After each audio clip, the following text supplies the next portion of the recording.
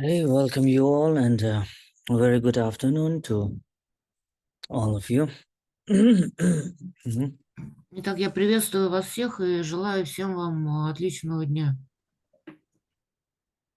So today, as we continue from the same session as yesterday,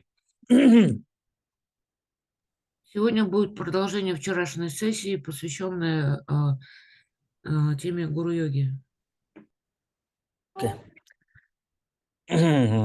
Sanji Chedan Zoji Jonam La Janju Bardu Dane Japsu Che Dagi Jingso Jebe Sanam Ji Rola Penchire Sanji Rupara Sho Sanji Chedan Zoji Jonam La Janju Bardu Dane Japsu Che Dagi Jingso Jebe Sanam Ji Rola Penchire Sanji Rupara Sho Sanje Chedan Zoji Chonam La Changchu Bardu Dani Japsu Che Dagi Jingso Jibi Sanam Ji Drola Penjire Sanje Drupara Sho Semchen Tamche Dewa Tan Devi Judan Tempara Jurche Semchen Tamche Dungal Dan Dungal Ki Judan Chalwara Jurche Semchen Tamche Dungal Mebe Dewa Tamba Tam Mendal Vara Jurche Semchen Tamche Nirin Chadang Dan Trave Tanyam Chembola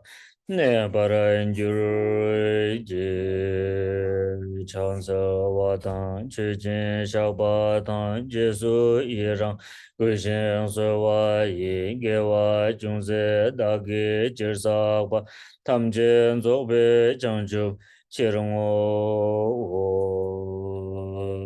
Sa Shi Епеки Джушеме Токтрам Рира Динчи Ниде Гемпади Санге Шинду Микте Увари Джуку Намда Шинла Чупаршу Идама Гуру Ратна Мандалакам Нирятаями. Semje namje samba tang loyi che dra che dara wa che jun ten mon te kwa yi che ji kor lo kor do so.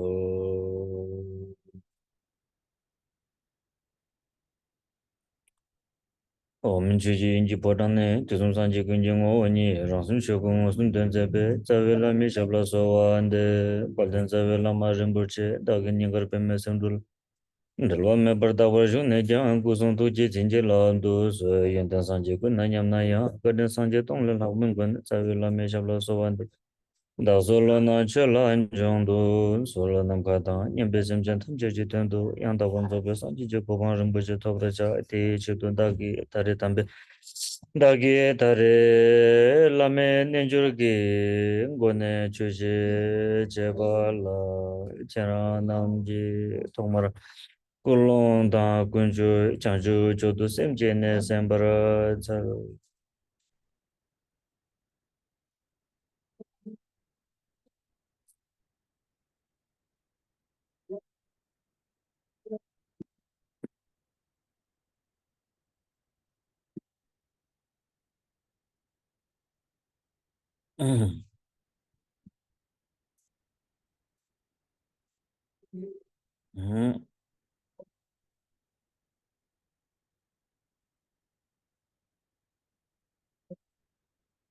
So mm, the yesterday mm, that we talked about the Guru Yoga. So as they understood the the meaning of Guru into the Sanskrit and also to the converted the Guru in English and how it also to be understand in Tibetan too. And then the first to understand now Guru, after having the name as a Guru to the person, then the what is the quality, especially the person, yeah, the person should be needed, yeah, to being a guru, yeah, to being a guru. So what is the main thing that person really needed, which means the quality. What quality is needed to become a guru or being a guru? So therefore, the first quality yesterday that we have talked, it's the quality of the most important quality. It is the quality uh, to be able to lead those beings, uh, to lead those beings from the suffering, samsara, and to liberate into the path of ultimate bliss or uh, ultimate awareness. Yeah. So this was the first the quality that we talked yesterday, and then today also, now continuing from the quality, yeah, quality, the several others quality.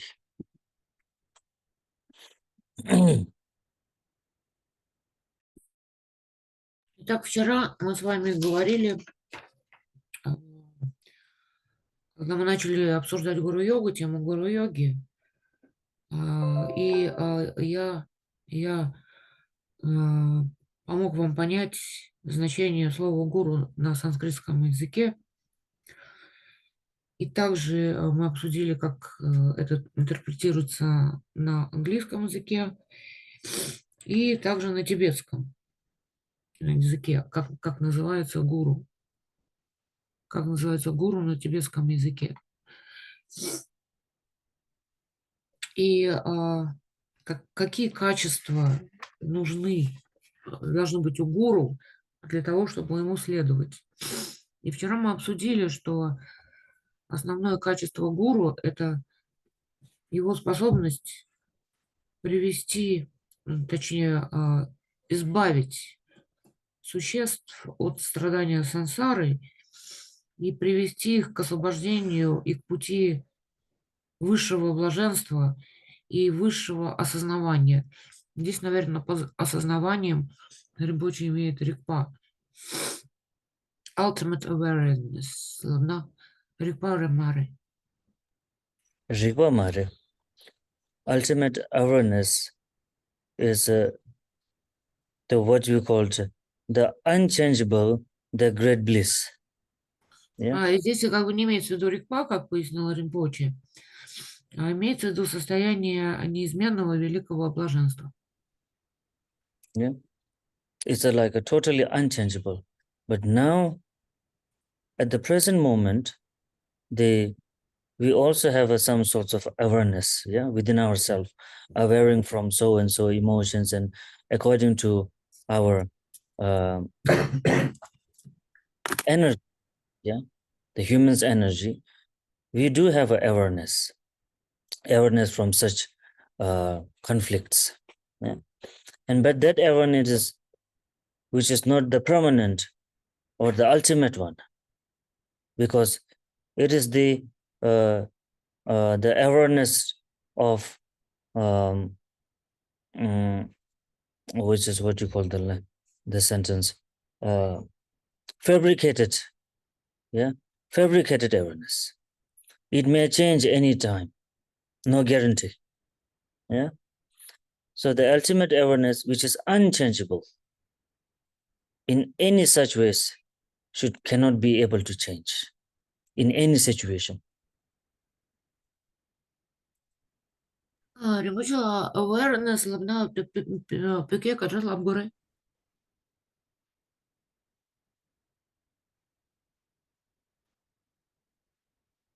Ринпоче сум гогнендо.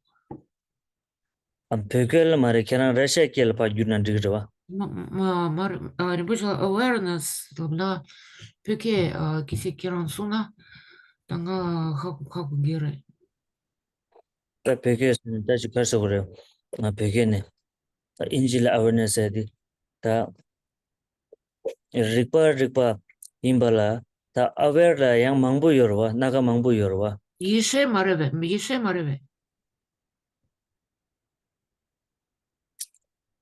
다 ishe sena yang ishe rang 다 거기 아요나 aware sedi 다 girwa me pa sigarwa girwa me pa Гюраме па Семта маре, Еше маре, Рикпа маре, Карере пике. kare khande sen da bege toldi girwa me be 아 아 다 girwa me be ishe sena ya 단다 지 chokwa cheda ya Лас. И вот Римпоче поясняет, что у нас есть вот это вот осознавание, энергия, но она у нас есть не всегда, оно, это осознавание непостоянное. Ну, то есть оно является как бы сфабрикованным. То есть это не само, это естественное состояние, потому что оно изменчиво. А нам нужно неизменное осознавание, которое можно, в принципе, назвать неизменной изначальной мудростью или неизменным изначально чистым осознаванием. И можно сказать про это, что это Еше.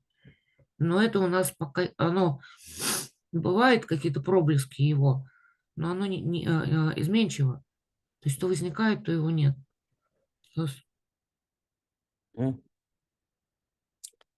so 음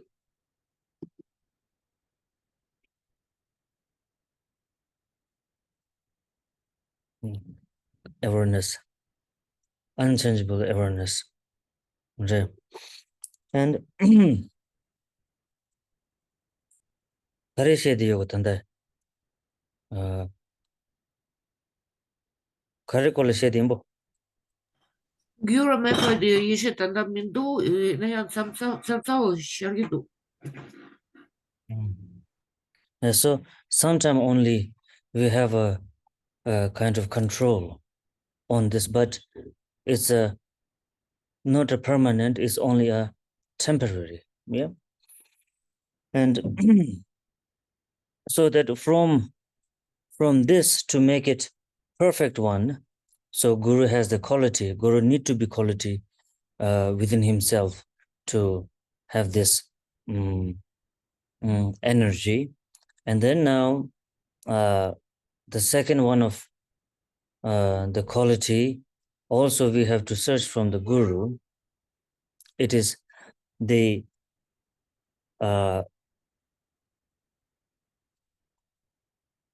now the secondly yeah we have to understand the guru actually only we talked in the Vajrayana only yeah in the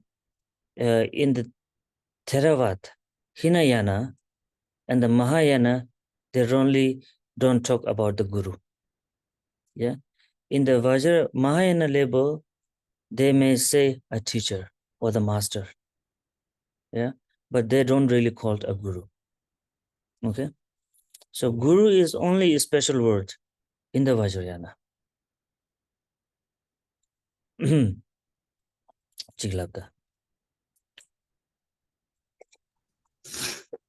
И вот, как бы вот это у нас есть проблески иногда, но у нас нет контроля над этим состоянием изначального осознавания, вечного, изначального, неизменного вечного осознавания. И для того, чтобы мы могли достичь в этом совершенства, у гуру должны быть необходимые для этого качества. То есть способность сделать так, чтобы мы обрели это состояние в совершенстве.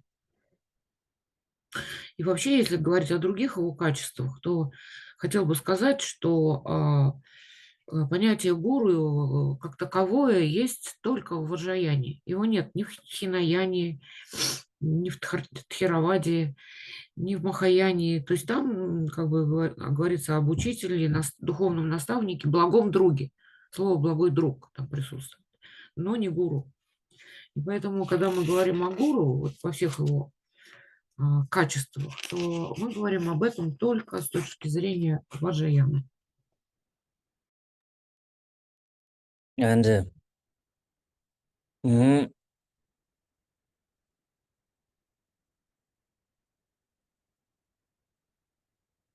okay. And then the another quality is that the whoever the person is a guru. So from the now this is the quality that we are talking about to check the quality from a student to the guru. Okay, just from the quality the checking from the student to the guru. Okay, whether these qualities the guru really has or not before some we are following someone as the main guru. Okay, because there are several understanding way of being a guru also, because when it comes to the talking about the guru, and it has many varieties of the guru, which we called in other language we can call branches guru also. Yeah, Yanlagi Lama. In a Tibetan we call it Yanlagi Lama. Yanlag means the branches. Yeah, branches guru and the root guru. Yeah, there's two ways of pronouncing the guru. Okay.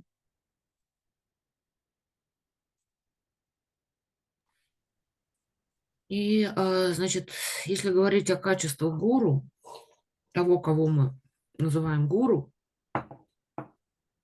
то здесь мы говорим с точки зрения проверки качеств гуру у ученика. То есть ученик должен проверить, есть ли у гуру такие качества, которые для него необходимы на пути. И есть разные как бы, тоже виды гуру. Есть Цави лама, коренной гуру, а есть Янлаги лама.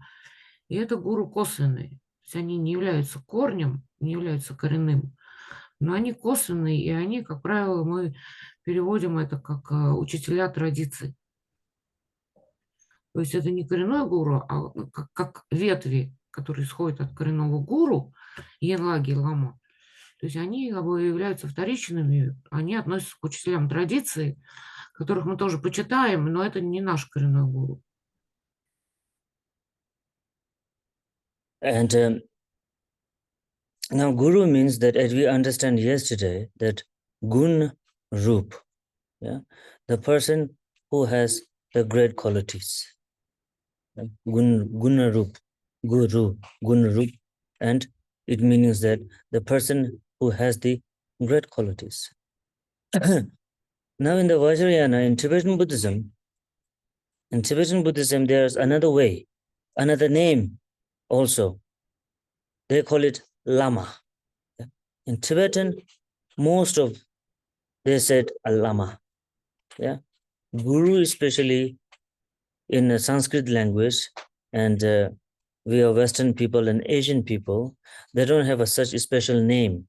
So therefore, they use the sentence as a guru, which is comes from the Sanskrit. Okay, but in Tibetan languages, we really don't call guru all the times. We call it lama. Yeah, lama. Yeah, even the reciting time also, we say prostrating to the great lama, like lama like Gyapsucho, sangye like Gyapsucho. Yeah, we only call it lama. And nowadays, in the Tibetan Buddhism, everybody called lama. Yeah, even to the monks also, they call it lamala. Yeah, even to the guru also, they call the same name, lama. Yeah, it's like being a lama. The word has become more popular in the Tibetan Buddhism, I can say. If some monks are going, we say, oh, some lamas are going. Yeah. We don't really say some monks are going. We always say some lamas are going. Lama. Yeah.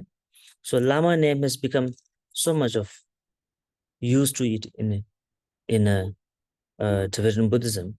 But now the main explanation of the lama, lama, yeah, 2 words. Sanskrit guru, Tibetan lama. 2 words, same as the 2 words. Yeah. Now a little bit more extend, and then if we get to know the meaning of lama, the 2 sentence, it just means lama is one of the very, very meaningful name, actually, if you can understand. Because lama means we are calling lama to someone. It means that we are calling to the person like there is no any higher than you. Yeah? There is no such more valuable than you. That is the meaning of lama. Lama, lana meba. We call it lana meba. Lama means lana meba. So lana meba means there is no someone who is more than you. Yeah. In the practitioner way, as I was giving the example since yesterday, yeah, combining the guru with the parents. Yeah, since yesterday. So why we called lama in the Tibetan language to the guru? Because there is no such higher than that person. There is no such more respected, valuable, or precious than that person in individual life. That's why we say we use lama. As in our individual life is like our parents. Yeah? Because there is no such more precious than our parents in our life. Yeah. There is no such more kindness than our parents, because they give us birth, they give us life, they teach us how to live the life, they teach us how to walk in the community, how to talk, everything. So there is such no precious than our parents.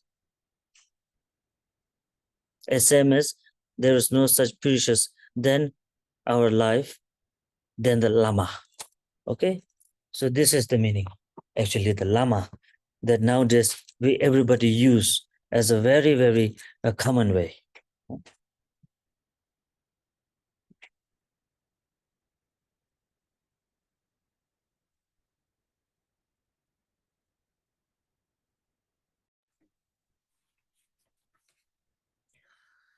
Вот если говорить о значении, опять же, о значении слова гуру, вчера я объяснил, что это сокращенное от гуна рупа, где гуна означает великие достоинства, а рупа воплощенные в какой-то форме. Рупа, гуна рупа, это гуру. В джаяне мы чаще всего используем, тибетцы, используем слово не гуру, а лама. То есть гуру может быть чем-то понятным для западных людей, для азиатов. Они используют санскритское слово гуру. Но мы, тибетцы, в основном используем тибетское слово лама. И, например, когда мы делаем простирание, принимаем прибежище, мы говорим лама ла кепсучу, санге ла кепсучу и так далее. То есть у нас на тибетском языке это слово лама является как бы более расхожим и более популярным, чем слово гуру. И даже мы называем ламами монахов. Если там мы видим группу монахов, которые куда-то идут, то мы говорим, это ламы куда-то идут. Так что лама является очень-очень широко употребимым в тибетском языке. И оно слово лама, оно состоит из 2 слов. Лама. Точно так же, как гуру состоит из 2 слов. Гуру. И что это означает лама на тибетском языке? А это сокращение от Лана Мэпа. А Лана Мэпа это означает непревзойденный, наивысший, непревзойденный. Тот, выше кого никого ничего нет. И это очень значимое имя, Лама. То есть это кто-то очень ценный для нас, Лана Мэпа или Лама. Тот, перед кем никто не может стоять. То есть он является наивысшим и непревзойденным и самым драгоценным. Нет никого выше такого человека, нет никого, кого мы почитали бы больше и ценили бы больше, и считали бы более драгоценным в нашей жизни, чем ламу. Это как наши родители. Как наши родители. То есть они тоже как бы для нас ничего нет драгоценнее наших родителей, потому что они дали нам жизнь. Они дали нам это тело, дали нам жизнь, и поэтому нет никого драгоценнее наших родителей. Они научили нас, как ходить, они научили нас разговаривать, как жить в обществе. И поэтому нет никого более драгоценного, чем они для нас, наши родители. И то же самое относится к нашему ламе.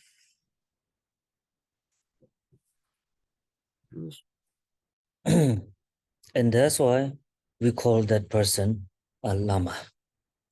So when we pronounce the lama, we really have to think the meaning of the lama, to whom we are calling this name from the depth of our heart.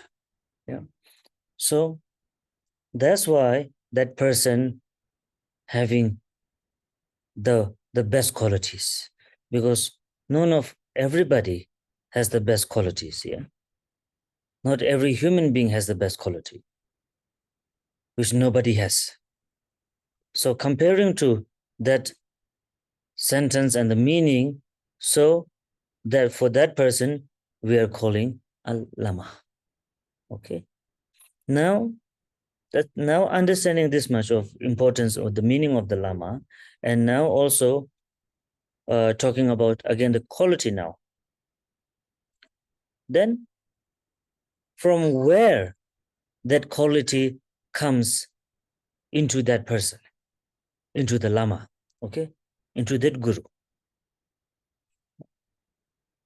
How the quality comes within this lama, which none of other has. From where? So then when you research about these qualities, then these are the qualities, special quality, the supernatural qualities, which is that comes from the Nirmanakaya. Yeah, Nirmanakaya. Nirmanakaya. Yeah. So Nirmanakaya, that is why to the Lama we called another also name as a Tulku. A Tulku. Now this, when we say Tulku, we think the Tulku is smaller, and such words that we use as a Rinpoche, then we feel Rinpoche words is more higher than the Tulku. Yeah, in our human mentality, these things are set up from the many time beings. Yeah. Tulku, the voice, the word has some less kind of a weight. Yeah, and when we call Rinpoche, even with the 3 sentence Rinpoche, yeah, the sounds also sound very heavy. And in our mentality, we think Rinpoche is something very big sound, and it's a kind of a very higher than the Tulku. And Tulku, we said, very like, Tulku. Yeah. Yeah, Tulku. Sounds also come down again, First we get Tul, little higher, and that ends up with a very down, Ku. Tulku. Yeah. So when you say Rinpoche, it's 3 levels goes up, Rinpoche. Yeah. Even it makes the sound, because of just with the sound, this change our understanding of mentality. Yeah, really. The same as that we usually talk with the person, you know. When we to say someone to like, how are you? Yeah. And sometimes we say, how are you? Actually, the meaning is same. We are asking the how are you? But just to hearing,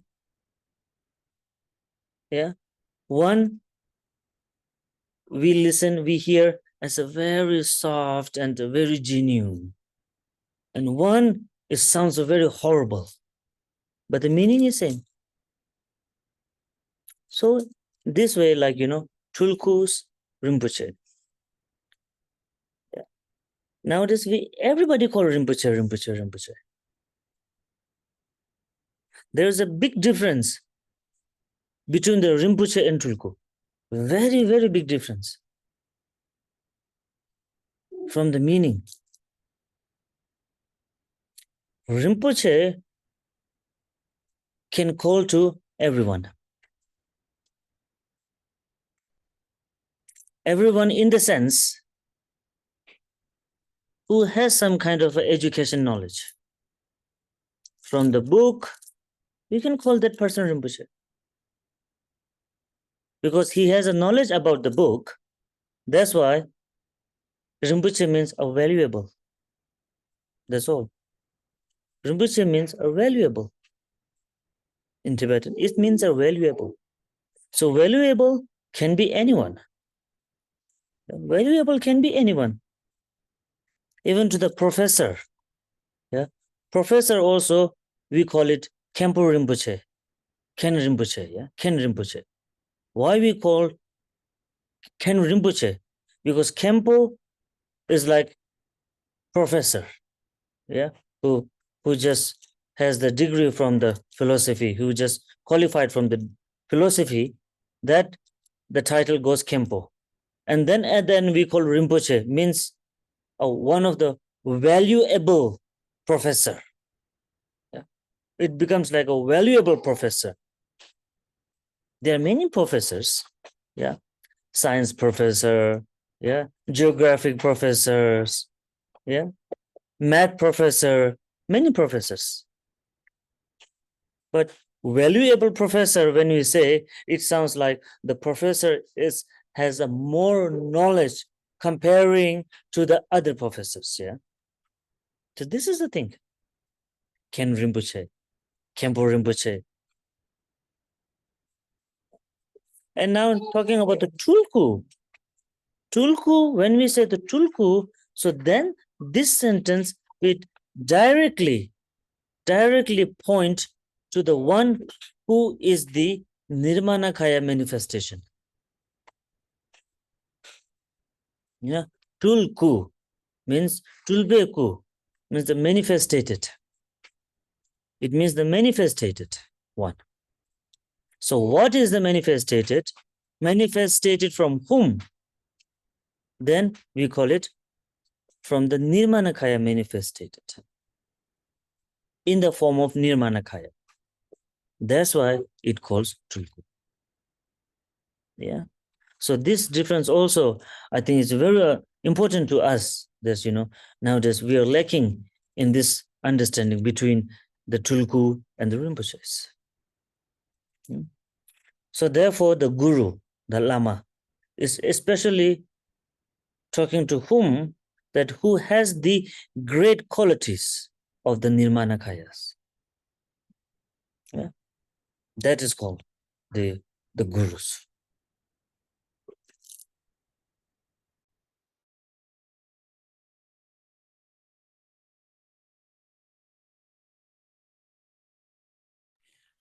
Так и здесь как бы тоже нужно понимать какое-то различие.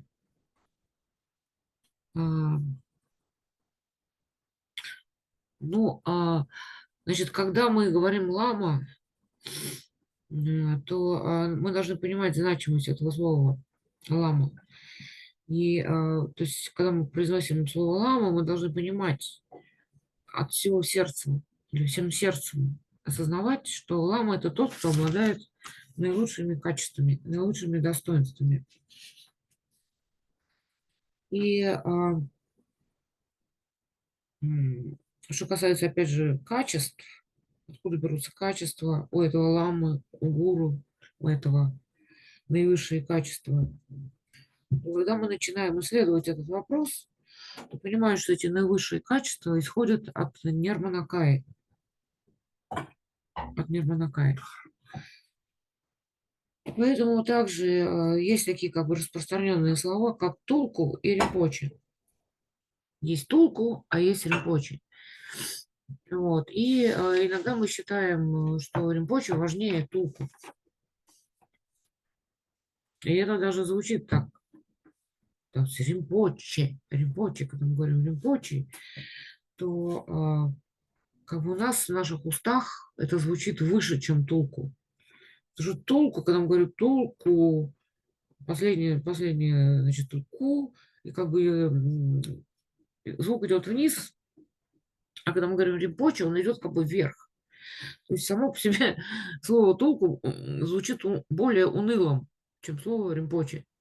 Потому что римпоче, и мы там, последний у нас слог, он как бы на восходящий идет. Римпоче. А когда мы говорим тулку, то последний тул мы произносим, а ку это уже как куда-то идет вниз, в уныние какое-то. И поэтому даже само звучание этих имен, этих титулов вводит нас в какое-то состояние, да, то есть влияет на, наш, на настрой нашего ума. Это все равно же сказать, можно сказать, как дела? Человеку при встрече знакомому сказать, как дела? Или можно сказать, как дела? И вы понимаете, что все зависит от интонации. То есть, если как дела звучит очень искренне, то вот унылое как дела звучит ужасно на самом деле. Хотя смысл этих слов одинаковый. Вот, и это влияет. Все это влияет, произношение на все влияет. Но я хочу вам сказать, что у слова римпочи и слова тулку есть разные значения. Это не одно и то же. Римпочи и тулку. Например, римпочи мы можем назвать любого знатока каких-нибудь там наук, профессора, например, который написал какие-то книги. И кто-то ценный, короче, у кого много знаний, там, в разных науках, областях.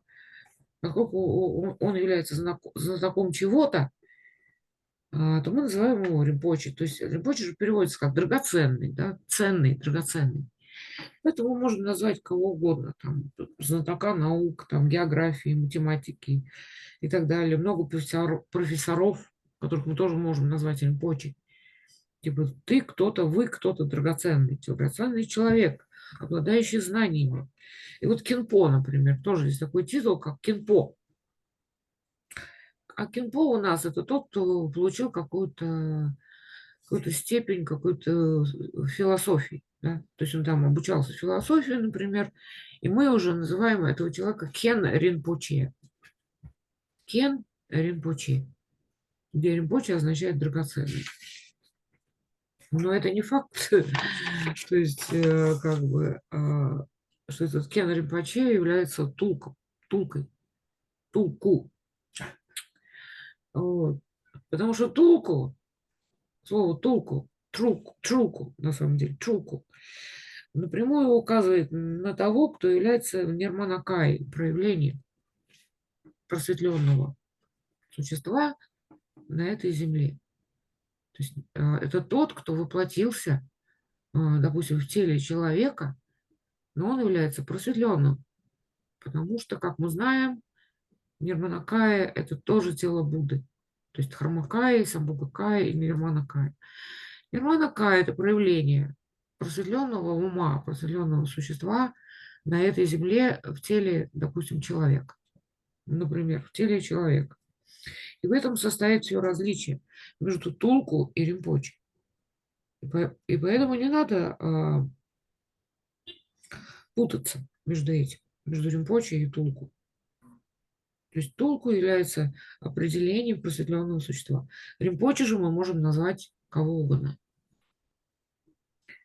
And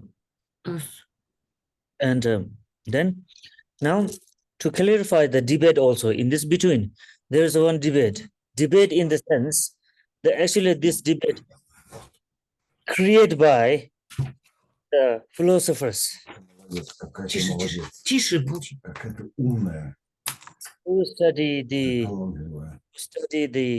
uh, the sutras, who study the sutra levels and who study the philosopher. So they kind of sometime there's one debate from them about the tulku. Okay, so now here when we say the tulku means the reincarnated, yeah, manifested, reincarnated. So now there is a question, then if there is a tulku is something special one, the Nirmanakaya, then we all peoples are not tulku. Aren't we tulku? Yeah, there is a question. Aren't we all a tulku? All the sentient beings are not tulku. Then yes, of course, we all are tulku. Because tulku means tulbeku, reincarnated. Tulku means the person who reincarnate one, that is called the tulku. Okay, actually. Yeah. We all are tulku. All the sentient beings are tulku. We are reincarnated. But we are not the qualified reincarnated one. That's the difference. We are reincarnated. We all are reincarnated from so and so past life. We also have our past life. So when the past life, the body has just left, and then that our spirit or the soul has taken another body. So there is also reincarnated. Of course, it is reincarnated. But not the well-known reincarnated, I can say. As the tulkus are having second reincarnation, third reincarnation, 4, 5, 6, 7, 8, 9, 10. Yeah. This in the Tibet, especially in the Tibetan Buddhism. Well, this is the something little difference. Why? Because the tulku, when it comes into the reincarnation of first, second, third, fourth, fifth, sixth, and all this, because this is something special. Why? Because they have not taken any other life between their each life. They just transfer from human to human, human to human, human and human, continuously human body. That is why, but we never know. From past, maybe we are animals, we are born in some other realms, animals, or who knows? Yeah, we have no any guarantees that we are human, and next life also we will be a human too. No guarantee. That is called unknown. That we can call it unknown tulku. We are unknown. But others one, like in the Tibetan Buddhism, the other one who is continuously holding their thrones, they are well known, the known tulkus. Yeah. Like for just giving my own examples, when I was recognized in the young age, the person who knows my previous one, they also recognize me too. When I was young, when I was kid, according to my behaviors, the strange behaviors, and also I can recognize my own stuffs, my past life stuffs, mixing up with the other stuffs, other new kind of things, and they put the old things, and then just in front of the boy, they just show like this, and they can just pick up they say, this is my one. They pick up their own things. Yeah, they recognize their own things and all their monasteries and everything, and they can also speak it that too. So from that, yeah, which is the well-known. So that is why it's been something special, that especially we called as a tulku. in the public.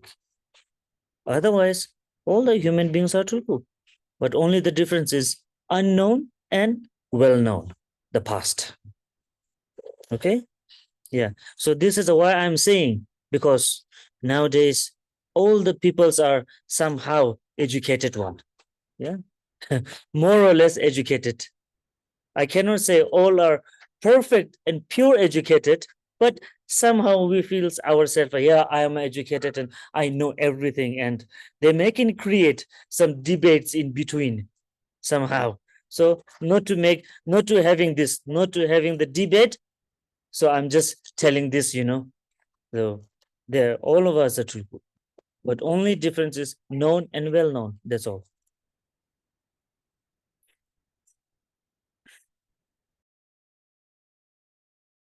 Так, и теперь как бы возникает вопрос диспута. Вопрос диспута. Кто такие Тулку? То есть это тот, кто переродился, на самом деле, можно так сказать. И вопрос, разве все люди не являются Тулку? Ведь они все перерождаются постоянно. Вот вопрос какой возникает. Все мы Тулку или не все? И ответ такой, да, мы все, по идее, Тулку, потому что мы перерождаемся. Умираем, затем перерождаемся. Но единственное отличие в том, что как бы в качестве той души или того духа, или того сознания, которое перерождается, принимает, воплощается в другой оболочке, да, телесной оболочке. То есть обычно мы считаем Тулку даже как бы по количеству их воплощений. То есть мы говорим 1, 2, 3 такой-то, 10, 9 такой-то. То есть у нас есть титулы в этом плане. И особенно в тибетском буддизме. То есть Тулку у нас считается те, кто занимает трон. То есть он воплощается снова, приходит и занимает трон своего предыдущего воплощения. Вот. Поэтому у нас как бы считают, что вот у этого Тулку какой-то там 1, 5, 10, 12 и так далее воплощение. Вот. И поэтому как бы последующие перерождения этого ламы восседает на его же троне в прошлой жизни. Но у нас нет никакой гарантии, потому что мы никогда не знаем, кем мы были раньше. То есть у нас нет памяти о прошлом, кем мы были. Поэтому мы просто так перевоплощаемся, но при этом мы не знаем, кем мы были и так далее. То есть нас не считают по количеству как бы новых воплощений или рождений. Вот если взять мой пример, то когда я там был маленьким еще, они были люди, которые знали меня в прошлой жизни и кем я был в предыдущей жизни. И поэтому они узнали меня как перерождение вот того, кем я был в прошлой жизни. И по моему поведению они как-то судили об этом. И опять же, мои собственные вещи в прошлой жизни, как принято делать, смешивали с разными другими предметами, вещами, и показывали мне. И вот из этих всех предметов я узнавал те вещи, которые были моими в прошлой жизни. Именно так происходит опознание Тулку. Именно так, по таким признакам. То есть единственное различие по поводу этого диспута я могу сказать, что либо там человек не знает о своей прошлой жизни, либо он о ней помнит, знает. Вот в этом различие. А так Тулку мы все. Но различие в этом. Okay, so so just to make you clear about the Tulkus, yeah, because yes, I think nowadays the Tulku, the topic is kind of become a very much complicated because there are so many Tulkus, and so yeah, become a more complicated. So anyway, okay, so then that Tulku actually, that from life after the life. So through their own like accumulating the merit, accumulating the wisdom, and at the same time, through their practice, the purifying the all imprints, yeah, the negative imprints from their body, negative purifying the negative imprints of speech, and purifying the negative imprints of the mind. So doing this, like purifying and doing this in each and every life, yeah, each and every life since the many ancient times, like, from many centuries, yeah, many centuries. So up to now, each and every life, so accumulate merit. And yeah, because some people, they think like, nowadays when we talk about the guru and tulkus are like, they think as it's not a kind of a human being, they think some tulkus and rinpoches are something so much very different than the human being. Yeah, this is one of the very big misunderstanding, I can say. Tulkus and the rinpoches are gurus. Yes, in the human forms, are also a human being, as same as all others, same as a human beings. All the rinpoches, all the tulku has emotions, as same as everybody has. Really, all the tulkus and rinpoche has the same emotions, liking, disliking. Yeah, we all have, because human being body. That's why we have to understand, in human being body, who the Nirmanakaya, okay, so now, yeah, who has a human body in the human form, all of them has emotions. All of them has emotions. Because every one of us, yeah, tulkus, rinpoches, gurus, every one of us, from the time we born in the human realm, we have to understand all of us are practitioners. All of us are practitioners. In the human form, all of us are practitioners. The difference is why some, the Rinpoches and the Tulkus, are more kind of qualified practitioners, we can say. More educated practitioners. This is the difference. And comparing to the merits, yeah, the merit and wisdom has also big difference. Yeah, much qualified wisdom and more accumulated merits. They have more accumulated, because each and every life they have taken a human life. So every life they're purifying themselves and also accumulating more and more merits. This is really, we have a difference, with no doubt. Otherwise, when you talk about the emotions, then we also have emotions somehow. But this is also the difference, from the lay people, just a very ordinary lay people has a very strong emotions and cannot have a understanding to get out of those emotions. And the high practitioners, yeah, high yogis, and this high practitioners, they have control within their own emotions. Now this is the difference,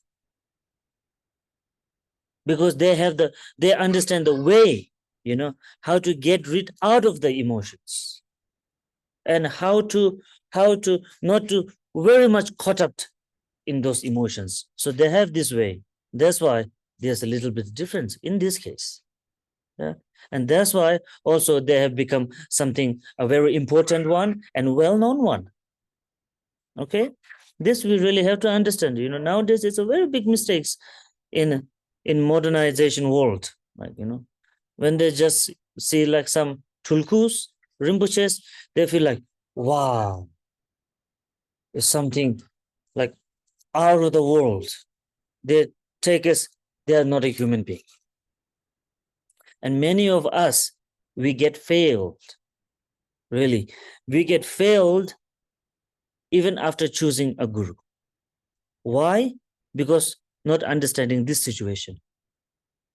The Tulkus and Rinpoches are also, they have the human body, and they have all the same as the human being has. Really. This is, first of all, we have to understand. And even many lay practitioners, many old practitioners, people also really don't care about these things, really. That's why we misunderstand, we have a misunderstanding between the Samayas all the times. That is why we could not be able to achieve what we are really seeking for through our practice. It's because of that, really. Because first, we take it as not as a human being, and after somehow we receive thousands of limitless empowerment teachings and all the samayas and promises, then somehow we found some little mistakes, looking at the guru's face and guru's behaviors and guru's everything. Then we find out some mistakes. So one small mistakes, will create a very big misunderstanding of the samaya. So when the samaya gets far and far and far, the achievement also get far and far and far. Really. And the realization will also get afar because of the samaya distance. And samaya distance creates from our lack of understanding in this case. Very important, very important. This is very, very meaningful for all of us.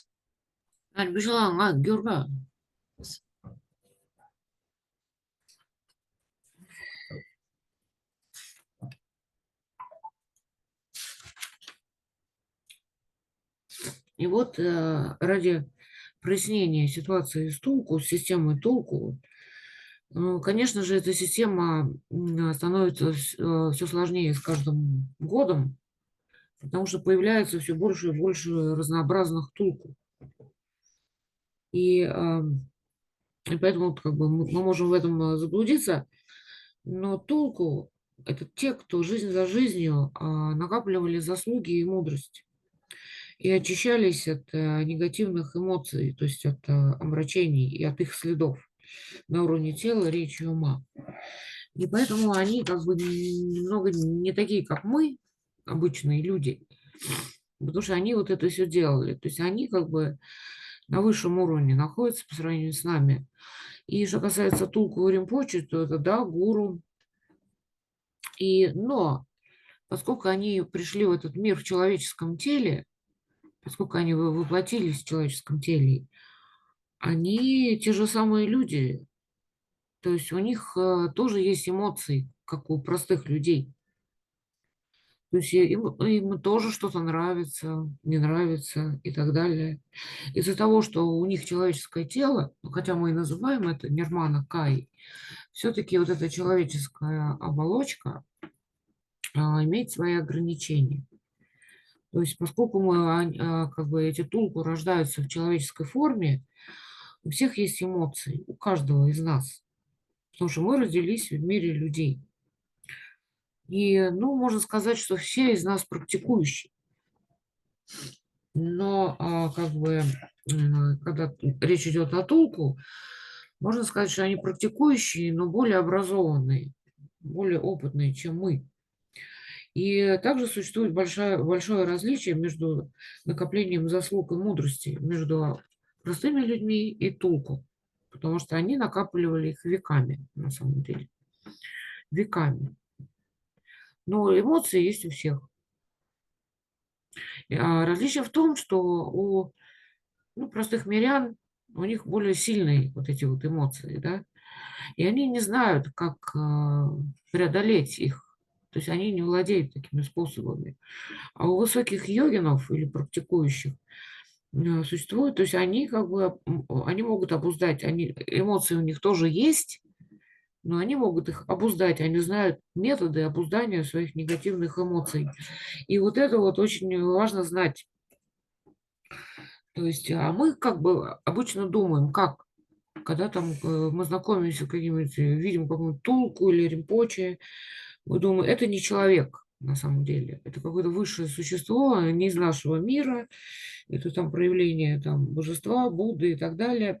И поэтому, когда мы решаем принять кого-то в качестве своего гуру, мы терпим неудачу после этого. Потому что мы видим, что через какое-то время видим, что у гуру то же самое человеческое тело, и у него тоже есть какие-то человеческие чувства.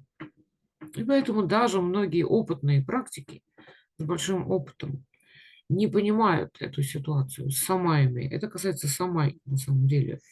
Они не могут достичь ничего в своей практике, потому что они, можно так сказать, теряют веру в гуру. То есть сначала он для них не человек, а божество. Потом они принимают кучу посвящений от него, дают кучу обязательств, обетов. И вдруг они замечают маленькие недостатки в этом гуру, какие-то мелочи. Но они их замечают, и поскольку это не соответствует их представлению о гуру, как о нечеловеческом существе, они думают, что это все ошибки гуру. И у них начинается непонимание, недоразумение, они начинают нарушать самаи. Вот. А если они нарушают самаи, то, соответственно, у них не будет ситхи или не будет достижений. И все это взаимосвязано. Вот это очень важная вещь, которую я хотел сказать. So there's some topics that, I just wanted to say in kind of a little extensive way, because, the important part, as much as we try to explain more extensive way, it will be more convenient for us and to have in mind more clear. Yeah. So that is why. So I'm just saying this because this is also one of the very important part. Yeah, really. It is one of the very important part whenever the person will follow some gurus and do some practice, because practice always and always has to be guidant and comes through the commentary from the guru. Yeah, from the guru's speech, the transmission has to become from the guru's speech, and the commentary has to become from the guru's mind. Yeah, so therefore this is really important to know this, to not to have the misunderstand.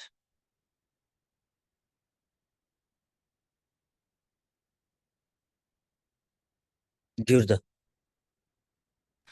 И вот почему я говорю об этом очень подробно. То есть, наверное, может, вы думаете, слишком подробно говорю, потому что это на самом деле очень важная часть всего.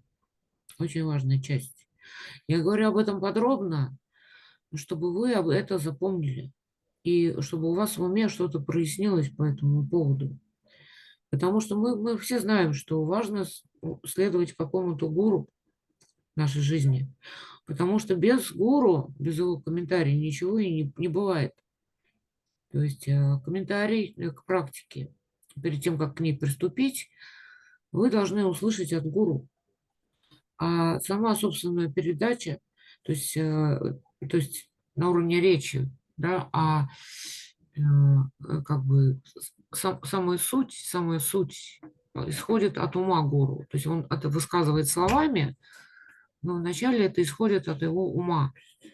И поэтому, если вы не понимаете вот как бы всей этой ситуации, касаемой гуру, да, то вы даже и не сможете ничего достичь в своей практике.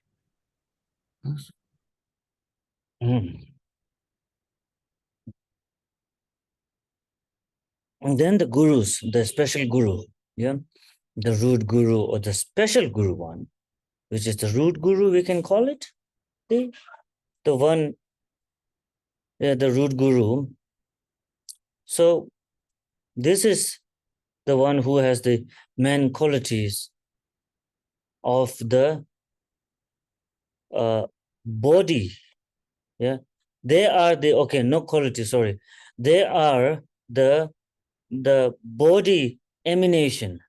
Yeah, body manifestation, or the body emanation of the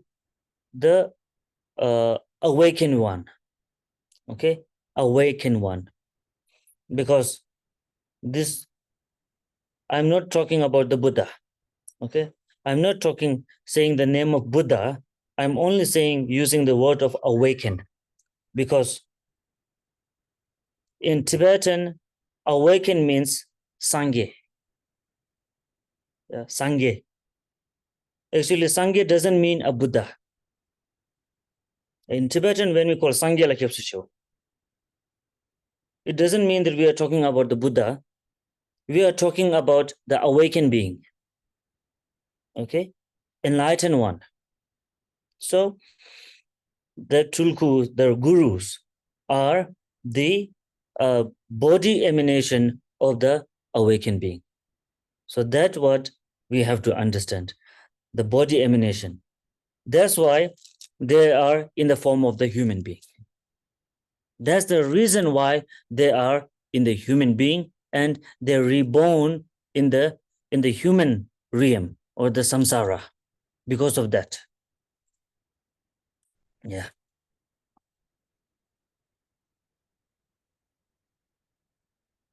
Не могу. Эмоции переполняют. Jurda. И вот когда мы говорим о нашем коренном учителе, о коренном гуру, это особенный учитель. И именно от него мы ожидаем самых великих качеств. Вот. И надо сказать, что он, коренной гуру, является эманацией тела просветленного, пробужденного существа. То есть это не обычный человек, это Будда. Для вас это Будда. Он является эманацией просветленного. И на самом деле, когда мы говорим на тибетском Сангела Кяпсучо, то есть мы переводим это как «я принимаю прибежище в Будде», но на самом деле слово санге на тибетском языке не означает Будду. Совершенно не означает Будду. Оно означает телесное проявление. Но санге, то есть в самой этимологии слова санге абсолютно нет никакого Будды. And so then the quality is also talking about the body quality. Yeah, who has the body quality and speech quality and the mind quality into that person. Yeah, that's why that person is someone very special, and this quality, body quality, mind quality, and the speech quality, yeah, this quality, which is the quality, comes from the awakened one, who is having this three quality of the awakened one in human bodies, in the human being. Yeah, that's why that human being is someone very special, and that's why they call it guru or lama, because comparing to other human beings, they don't have these qualities in every human being. That's why that person call it lama. Lama means there is no one any other than this. It's because of that.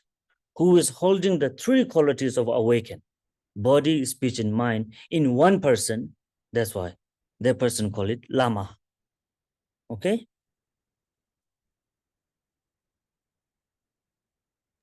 И вот если говорить о качествах гуру, да, то в первую очередь мы говорим о качествах тела, речи и ума. И эти качества тела, речи и ума исходят от просветленного, от пробужденного существа, который, несмотря на то, что он явился нам в этом мире в виде человека, в человеческом облике, он является крайне особенным, И поэтому мы называем его гуру или лама. А лама, как я вам уже говорил, означает тот, кто превосходит всех, тот, кто выше всех. И нет никого, кто мог бы превосходить его. И поэтому эти просветленные качества тела, речи и ума заключены в одном человеке. То есть в том, кто пришел в человеческом облике, но тем не менее обладает просветленными качествами тела, речи и ума. И это и есть значение слова лама. Yeah.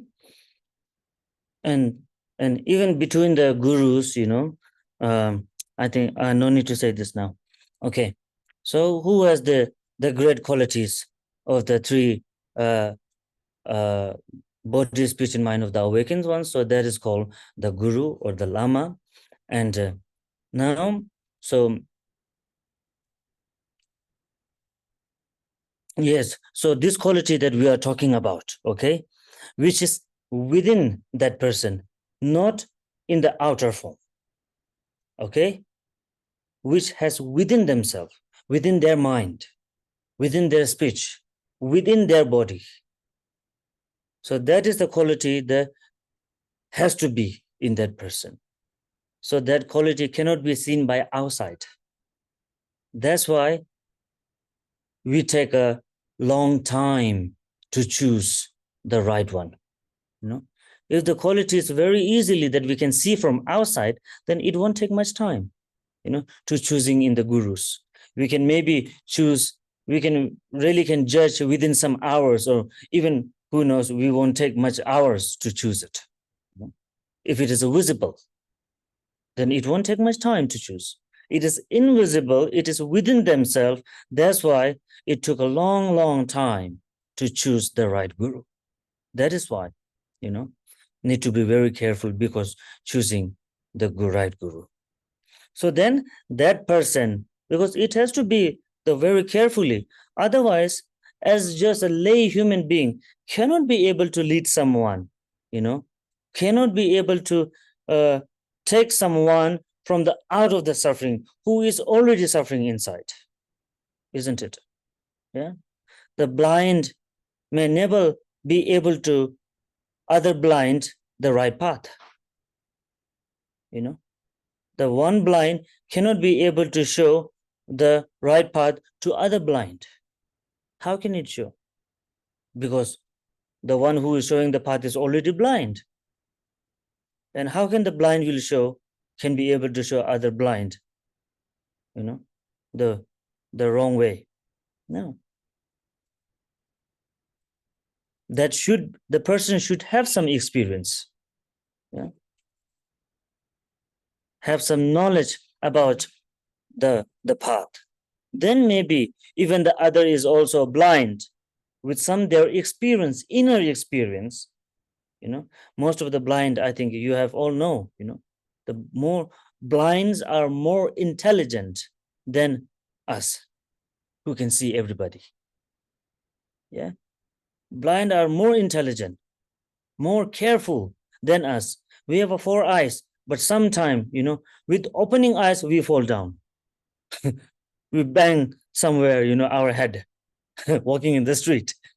So blind has no eye, but they never bang, because they have the good quality, not outside, but within themselves, they have the quality.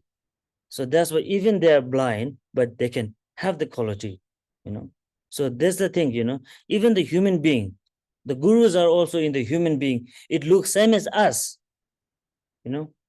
but they have the best quality within themselves. So that we very much have to know. Okay. Yeah, Guru.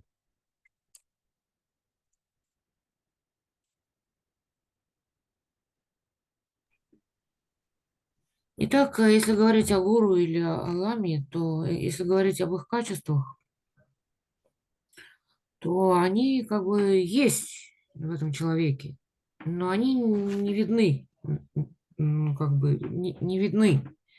То есть они не заключаются в его внешнем облике, в его внешних проявлениях, но они должны быть в нем, внутри, в этом человеке. То есть, может быть, их невозможно сразу распознать, если смотреть только на внешние какие-то проявления гуру.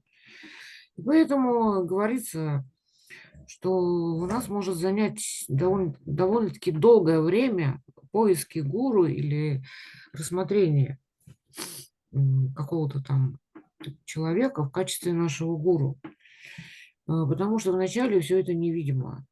Но через какое-то очень долгое время мы можем понять, есть ли у него такие качества, необходимые качества или нет. И с этим мы должны быть очень осторожны перед тем, как принимать кого-то в качестве своего гуру. А в противном случае, если мы примем как своего гуру какого-то обычного мирянина, то если он сам омрачен, он не может вывести нас, избавить нас от страдания сансары. Потому что слепой человек не может указать дорогу такому же слепому человеку. И, по крайней мере, у него должны быть какие-то знания по поводу пути к просветлению, которые превосходят наши знания. И у него должен быть какой-то внутренний опыт, который, опять же, превосходит наш опыт. Хотя, если говорить, конечно, о слепых, то иногда они бывают умнее нас. Вот, потому что у них есть такая интуиция, внутренняя какая-то интуиция, которой они руководствуются, и поэтому они ориентируются довольно часто больше нас. Иногда мы, зрячие люди, просто можем упасть на дороге, споткнуться и упасть. А они не падают, не спотыкаются, потому что у них есть вот это вот внутреннее чувство. Вот, если уж говорить об этом. Вот. Есть какие-то внутренние чувства, в отличие от нас. The second more important qualities. Yeah. Second more important quality is from the guru. It is the compassion. Yeah. The love and the compassion. The love and the compassion is the second very, very most important. Because without having this good quality of the love and the compassion, that person 100% sure cannot be able to take the place of the guru. Never, never, ever. As same as the parents. If the parents, they don't love and care their children, so there is no any value to call them a great parents. Yeah. If they just neglect their children's, letting their children to just let them to die, then what is the purpose of being a parents? So same as the love and the compassion. Okay. Some kind of a love maybe the person has, but have to very much carefully need to check that love and the compassion that which have in that person, it is the conflicted love or not. Yeah, that is very needed, the conflicted love or not, because everybody has a love and compassion. Yeah, even in the animal also, even in the insects also, all has a love. In human being also, we all have a love. We love to each other. The husband love their wife, and wife loves husband, and parents love children, and children loves their parents. So this is the ordinary love. This love and compassion cannot be able to lead someone towards the path of the liberation. Never, because it is the attached love. The love comes from the attachment. Yeah, or we can say it conflicted. More beautifully word, we can use it conflicted.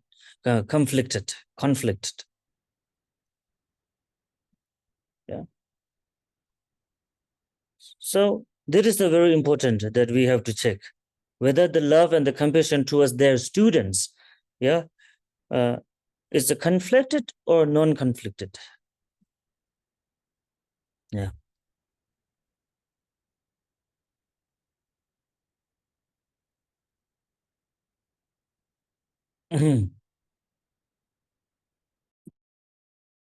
И вот следующее качество гуру, которое я хотела с вами обсудить, это необходимое у него качество сострадания и любви.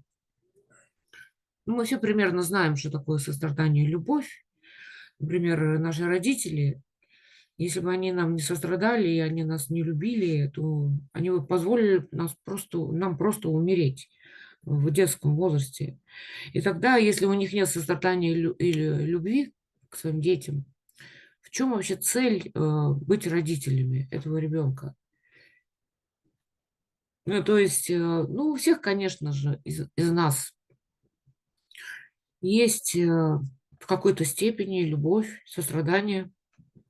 И даже это есть не только у людей, это есть и у животных. Ну, что касается как бы обычной любви, то муж любит жену, жена любит мужа, потом они любят своих детей. Но это любовь, смешанная с привязанностью. Это нечистая любовь. Она не приводит к освобождению. Такая нечистая любовь. И она, можно сказать, загрязнена нашими омрачениями. Это обычная любовь. Вот. Но, конечно же, очень важно, чтобы любовь была не беспристрастной. И именно этого мы хотим от нашего гуру. То есть его отношение к ученикам. Мы должны проверить, какую любовь и какое сострадание он испытывает к своим ученикам. Загрязненную любовь и сострадание или чистую любовь и сострадание. Вот в этом вся разница. И это очень важно.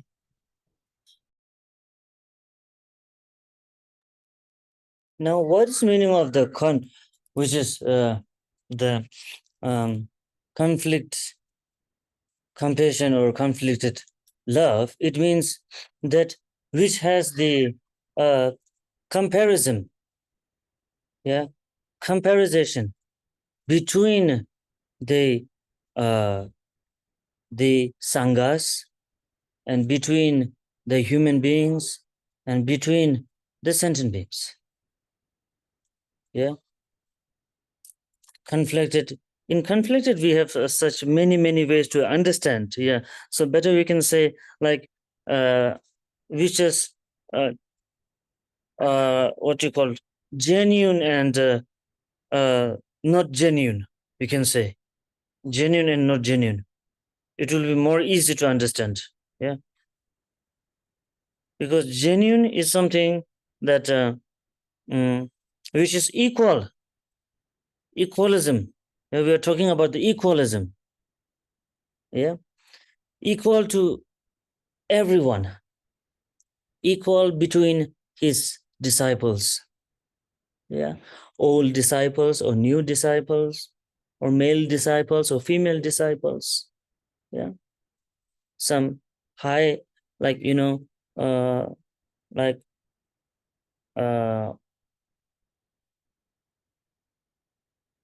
because honestly, nowadays in many in the many modernization world, they have this really comparison, I can say it, like comparison between the disciples, who is rich, who is poor also nowadays. This the comparison has really true. Honestly, straightforwardly speaking, this has, looking down and then like really like giving a more opportunity to the rich one disciples and giving a less opportunity to the little more or less disciples. There are many, and nowadays in the publicly also is getting more and more viral, I can say. So these are the one of the very bad, I can say. It's truly bad, very bad. It shouldn't be. Then that person is not really a guru. We cannot be able to say the 100% the perfect guru. No. Because compassion is the one main source of enlightenment, main source of the liberation. Really. The genuine compassion. So if there is no genuine compassion, then there is no such way of, to real achieving the enlightenment. Somehow maybe in the Arahat's labels or 1 or 2 bhumis of the Bodhisattva, maybe. But also to become a good and professional Bodhisattvas, it has to be a genuine compassion loves from the beginning, first stage of the Bodhisattva, really. That's why we always try to recite the Bodhicitta, repeating again and again every session, because of that, to have the genuine one. Otherwise, compassion, we can say we all have, like how the mother loves to their children. Yeah. It's a limited, not the genuine, I can say. Really. Why it is not genuine? Because if the mother's love to their children's, then even to neighbor's children, that mother should love as same as she loved her own children. Yeah. But no, there's a difference. Isn't it? The mother's love is a love, actually, one of the best love. But it is calculated, it will be calculated into the worldly love, worldly compassion, we can say, worldly compassion, worldly love. The husband and wife's loves is a worldly love, worldly care, love. So there's a such big difference. We are practicing from the many, many lives before, years before, like 40 years, 50 years, But why we have not such a good result? We have recited hundreds and thousands, the recitations of the same mantras of the same deities, Yeah. Even the 200,000 we recite, 500, 10,000 recitations. Even now, reciting, and our mala is already nearly to break, Really, to do so much of this and already crack now. But still, why not recite? Because the genuine compassion, we could not be able to appear perfectly. That's why. Only this, only the matter of this. Only the matter of this. Really. Only the matter is this. Because the practice also comes from the compassion mind, the genuine compassion mind, or genuine, love. And this will comes later, the deity, talking about the deity. It comes later on the later session. Yeah. So that is why we are still at the same place. We have changed our mala, 2-3 times already, but we are in the same place because of that. Our mala already cracked and broken and changed very much time already, 3 or 4 times in one life. But even after changing the mala, why we don't get such good result is only because of that. Lacking in this understanding of the genuine and the worldly, the compassion. That's why the pure realization could not be able to arise properly. Yeah, this is the main thing, So that's why I'm saying the parents' love, one of the greatest love. It can be calculated in the one of the greatest worldly love towards their children, but not the genuine. If it is the genuine, then that same parents should love the equal to other people's children too. But no, there's a big difference, When some other children comes to, chase their children, they say, oh, go back to your home, go back to your parents. They never let in. Yeah. So it is not a genuine, we can understand, Yeah. So that is the quality, the one of the main, most important quality to find in the guru, that who has a equal kind of a, compassion and love towards all their, disciples in same level, same condition, same level. So this is one of the second most, I can say, second most important qualities of the guru.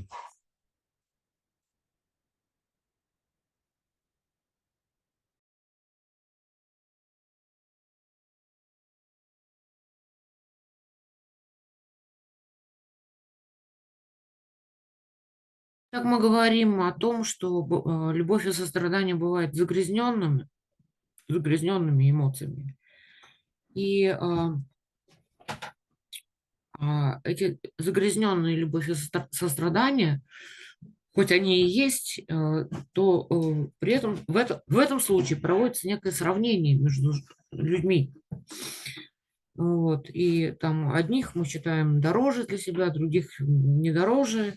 И вот это и называется загрязненным состраданием. И поэтому нужно всегда как бы понимать, пытаться понять, какие чувства вы испытываете или по отношению к вам испытывает ваш гуру, является ли это подлинным состраданием и любовью, когда присутствует равностное отношение ко всем живым существам, то есть любовь и сострадание, они есть, и нет кому-то больше, а кому-то меньше. И также нет различия между учениками, развлечения. То есть, допустим, какие-то ученики побогаче, а какие-то бедные. И если гуру больше любит тех, кто богатых учеников, и меньше любит, и дает им как бы возможности больше этим богатым ученикам, и меньше любит тех, кто беден, то это как бы очень плохо. И в нашем мире мы сейчас наблюдаем это довольно-таки часто и все чаще и чаще, когда гуру, когда ламы проявляют больше, так сказать, интереса к тем, кто богат, и благоволят к ним больше, чем к тем, кто беден. И это вот, как бы очень плохо на самом деле. И такой человек, если он так делает, он на самом деле вообще не гуру. И нужно понимать, что именно сострадание является основным источником просветления. И когда у нас возникает безмерное великое сострадание, то мы на самом деле уже переходим на первый уровень бодхисаттвы из 10 бхуми, да. И почему об этом учителя говорят ученикам на каждой сессии учения, практически на каждой сессии учения или посвящения, они постоянно повторяют, а, постоянно повторяют или подчеркивают важность сострадания.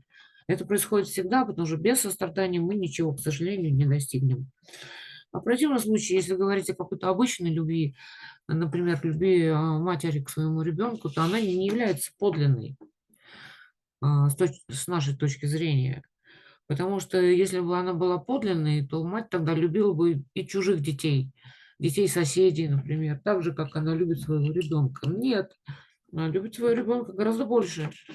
Вот, а остальными детьми она пренебрегает обычно, потому что это не ее личные дети.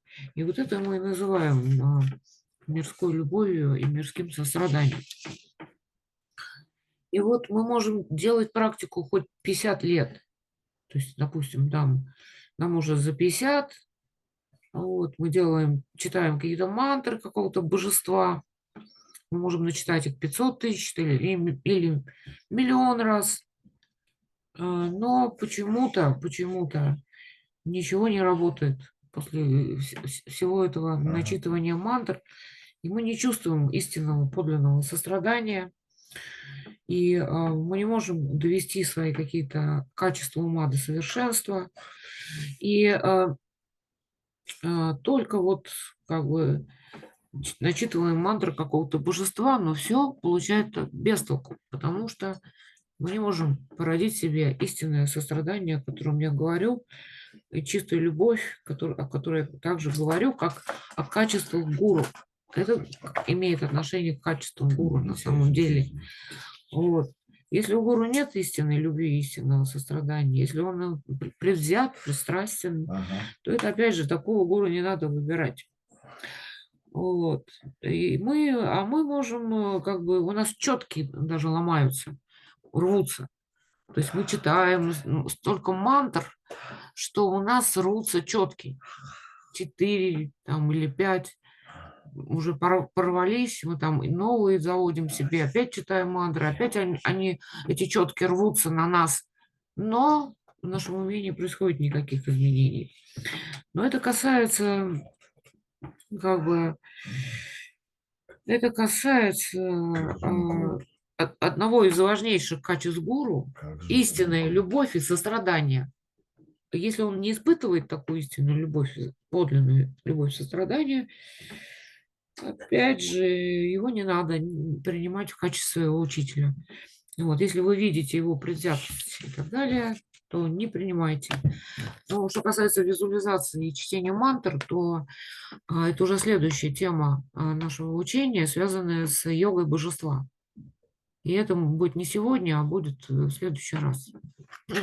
Как же он крут, как же он. And now, when we talk about the compassion, mostly we think the compassion is all the time so much of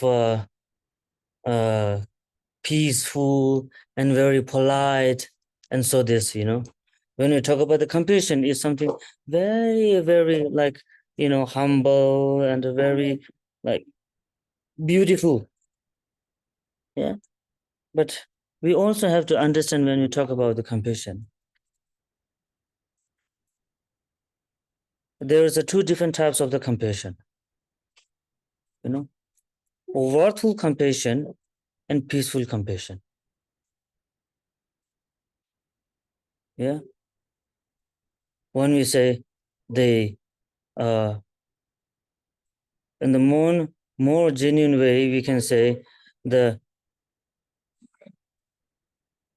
peaceful love and the worthful love. Yeah. Worthful love and peaceful love, something like that.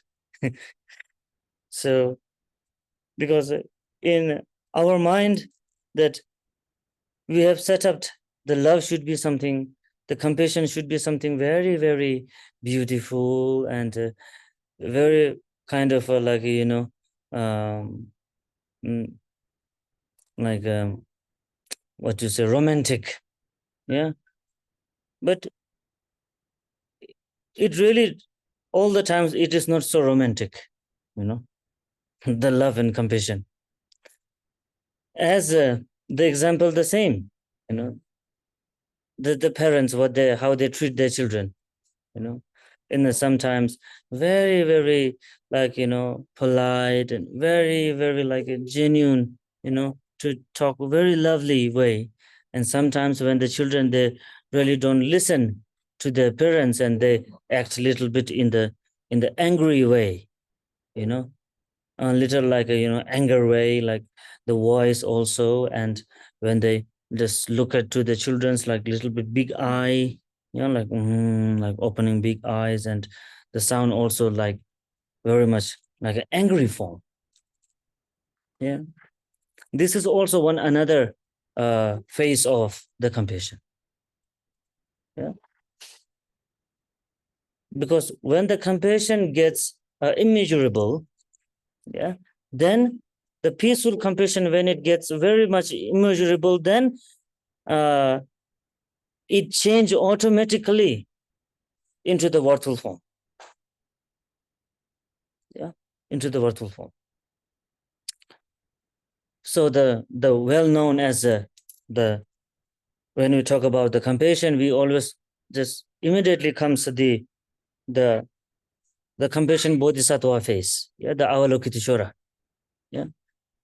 When in the Buddhist, when we talk about the compassion, yes, in most of our mind, 95% in our mind, the practitioner's mind, arise the Avalokiteshvara, with the very glory face, four hands, and like, in the middle is to combine, and then like these pictures, this image comes.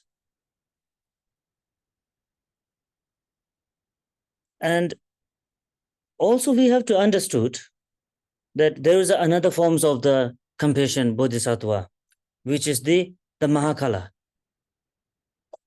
Yeah, the Mahakala. Mahakala, the face, very, very wrathful. Yeah, very, very wrathful, with a very big fang, like very big teeth, and then very wrathful, big eye, 3 eyes, and all the eyebrows are like in the form of firing, like, fire burning. So this is another form of the compassion that we really have to understand. Because nowadays the new practitioners, they think like, compassion should be very genuine, and they always misuse the word of compassion. Like, they always, most of them misuse the word of compassion as a blackmailing. Really, as a blackmail. Really, I have been through the situation, in my life. That's why I'm sharing this to you. I have this experience as within some of my disciples, between them, they have this discussion about misusing the word of compassion through some their personal kind of issues. Between their personal issue, when they have some debate, and immediately they use, don't you have compassion? They immediately use, don't you have compassion mind? And then the other one cannot reply anything. They just shut their mouth. Because one is used that, don't you have a compassion mind? So these things nowadays happening all over. All over, yes, this is happening. In a new kind of a practitioners. Even this situation also has in our old practitioners group too. Really. They reply as whatever they want, but when the other one start replying to the person, they just, try to find the excuse as, don't you have compassion? Don't you have bodhicitta vow? Yes. And then the other has no choice, they just have to shut up. So it is not like that. Compassion has a two different phase too. As the parents, a very simple example as our parent.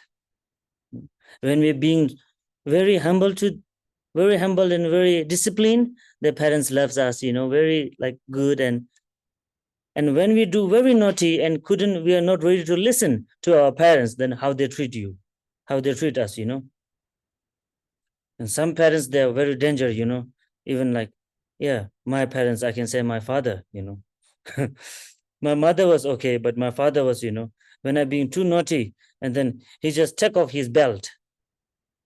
Really, he just took out his belt and then come just after me. So actually, it doesn't mean that my father hates me. It doesn't mean that my father hates me. He loves me more. And then he loves when it's immeasurable, it transforms immeasurable and cannot control. So then he acts like that to make me, to tame me, I can say, to tame in more proper way. But actually, this is another form of love. So that's the meaning, like, the compassion guru is like, as a Milarepa, also you can take the example of the Milarepa. Milarepa and Tilopa also, Mahasiddhi Tilopa, to his disciple Naropa. And the Marpalocha also to his disciple, the Milarepa, beating and everything. It doesn't mean that he hates Milarepas. No. When he couldn't found some such better way to purify Milarepa as soon as possible from his all negative karmas, then he act in that way. But at the last, after when Milarepa purified totally, then he said to Milarepa, I beaten you, but still you didn't reply me. I was abusing you, but you still didn't change your faith and devotion towards me. But actually, I was not angry to you. I was trying my best to, with all my genuine love and compassion, to make you more quick, to enlightenment. That was my goal. So he said it at the end. And it was totally right. Yeah. Due to that only, otherwise the Marpalocha said, Milarepa should have been purified more earlier. But due to the Marpalosa's wife, I can say, the Khandro, the Dakinis, yeah, Marpalosa's wife is a female, so female are more emotions than they have more emotional than the men, you know. That's why, because of her so much love and care to Milarepa, so Milarepa couldn't get little bit faster, you know, purified. He could not be able to purify faster because of the his mother, you know, the Marpa's wife. But anyhow, so Marpa has finally uh, qualified, you know, finally been able to purify the Milarepa, yes, from the beating end. So that's what just I want to say into more kind of a clearly way to make you more understand. So this compassion has a two also we have to understand really, because real guru and the very much the real great gurus, they always don't have very or like, you know, very good talking or good smiling or good be like, you know, face reaction to us, always smiling. They're not always like that, really. They're not always like towards the disciples. We have to understand, you know, because we are following the guru not for guru, we are following the guru for ourselves. Yeah, we are following the guru to liberate ourselves. So that's why this also we have to understand, you know, guru is not always smiling at us. And this was I'm all saying this, you know, sharing with you all this Guru Yoga's teaching with my own experience, you know. Really, I always talk about my experience because I don't know about the book and the philosophy, because really I have studied philosophy, but to be honest, you know, I don't remember any of the words of the philosophy. Really, I forgot. Really, I forgot. So these are already also only the things that which I experience from my kind of a study and my knowledge, you know. For the rest of the time that which I have spent with my guru and I have seen within my guru. So this is what I'm sharing, you know. So and I know this will be more useful for all of you to understand, yeah, more in a proper way, I'm sure. Yeah, experience, sharing experience has a more helpful than you are collected from the books, you know. This is big difference. Yeah. So yeah, with the second biggest, I mean the second most important qualities of the guru, that have a genuine love and genuine compassion. Yeah, compassion means the thought comes from the heart, from the mind, and love means the reaction of the compassion. Okay, love and the compassion is a little bit different. Okay, when we're talking into the practice level, the spiritual level, compassion is only from the mind, only from the mind, no any practically. It's not talking about any practical issue. Compassion talking only about the mental. And love means the reaction of the compassion, which is comes into the practical, into the action, that I mean to say. Yeah, whatever we think, and when we work on it, yeah, this is the difference. Yeah, first we think, before we do something, first we think, right? All of us, we think first. When we think first, when we confirmed from our mind, then we transfer that thought into our action. Я почала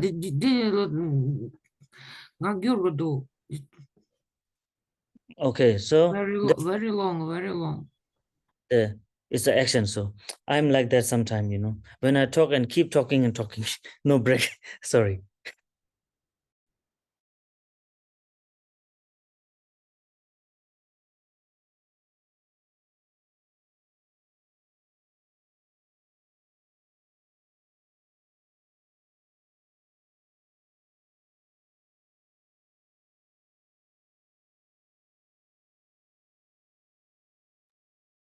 Okay, translate.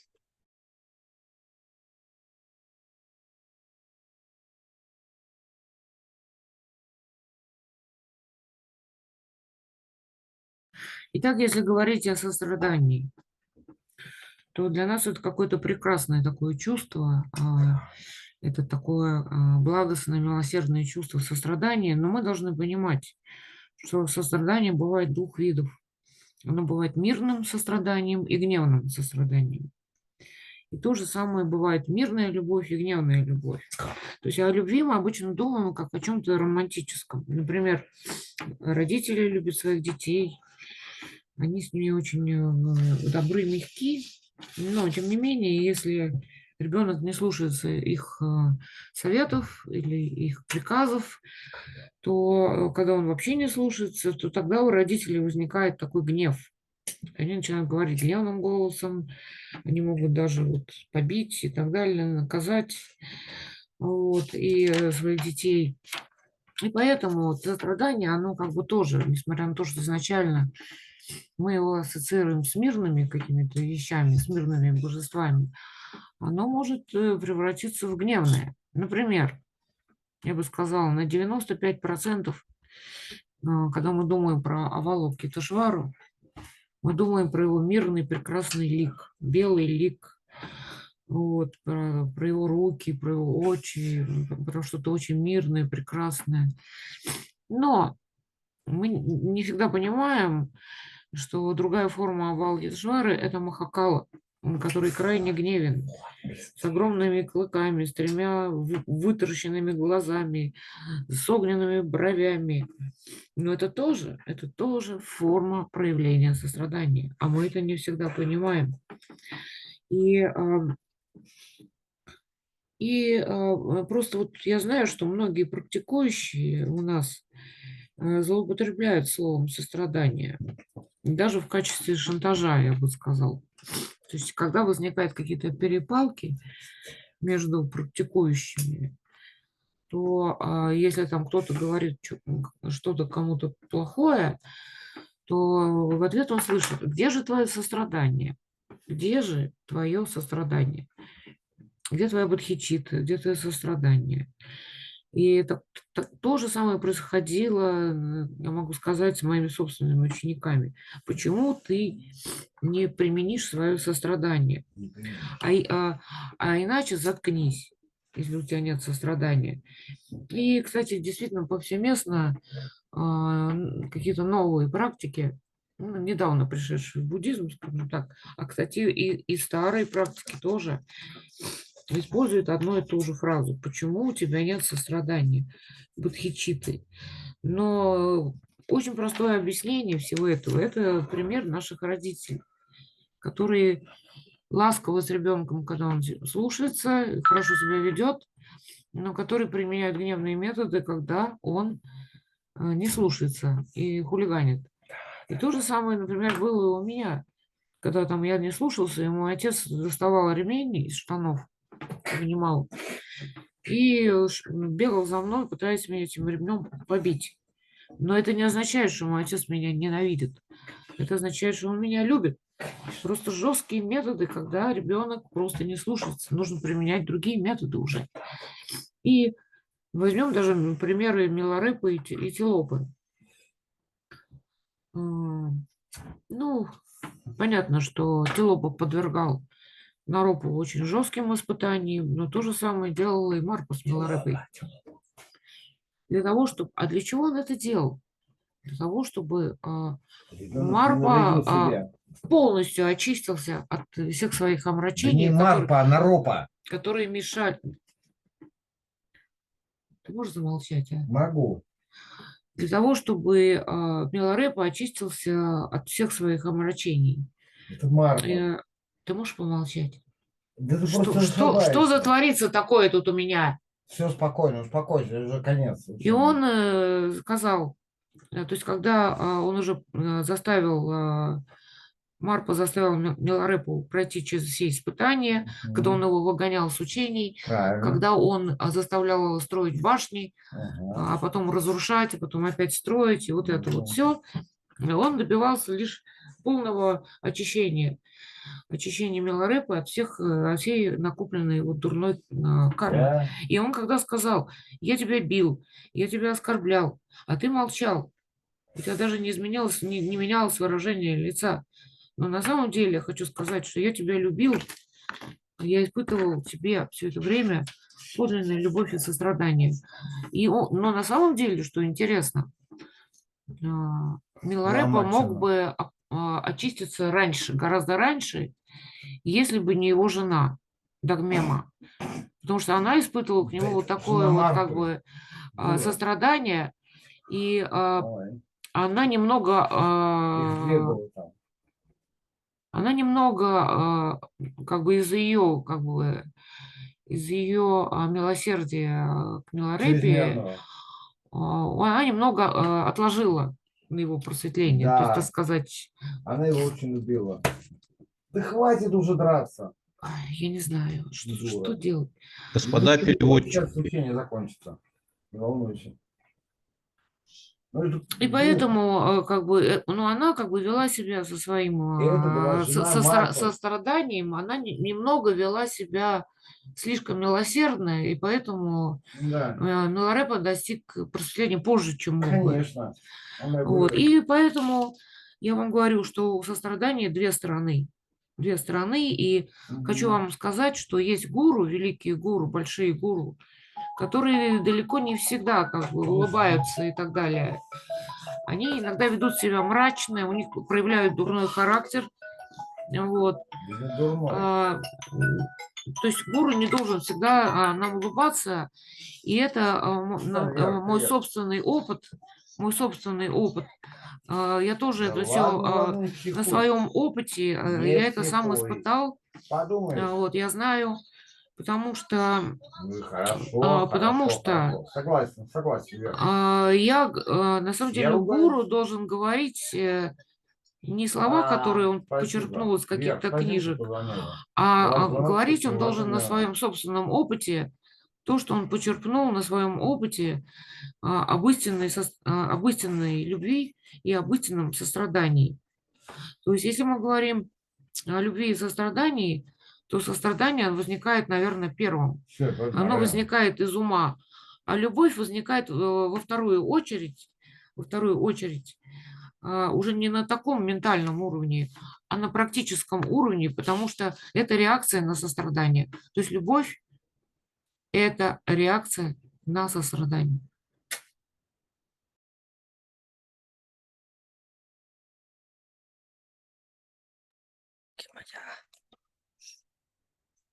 Okay, so I think the time of the session is, I think it's for this much. So the today's session is now about the second one of the most the important qualities of the guru, which is the compassion and the love and the compassion. Okay, so then continuously we'll be have the next session on the maybe next weekend, yeah, Saturday and Sunday. And thank you very much for joining in this today's session. And I hope with this session, you will also will be able to revision the session, yeah, from your understanding way, yeah, your understand and have to do some research about the today's topic. Okay, so then when you research from yourself, then you will get to understand more deep and more kind of a optional way, really. Once you do some make an exercise from your mind, then you will have such kind of many like more options and more kind of knowledge you will receive, really. So I hope this you will do. Okay, so then we will get to the dedication for today's session. Okay.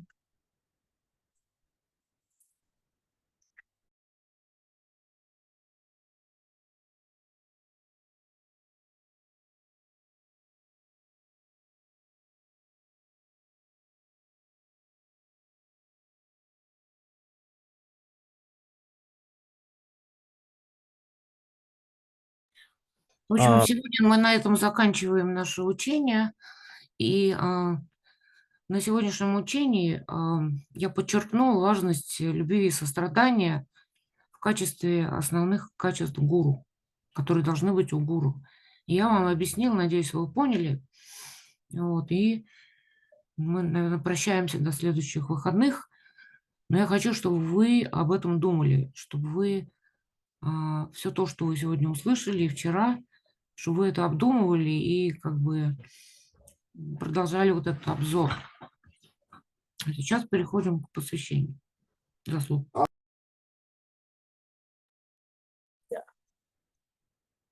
Terengi chuten te samdu nangwar shu tetar chuten jibin kiwi sawan dila tene.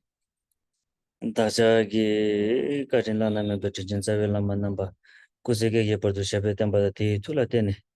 Majur rawa namki tata nye besim jatam che nekab dewa dan ten dungel dan chalne tardu. Lana me ba yang takpan sukwa sanji ji kopang rinpa che tobe chirdu.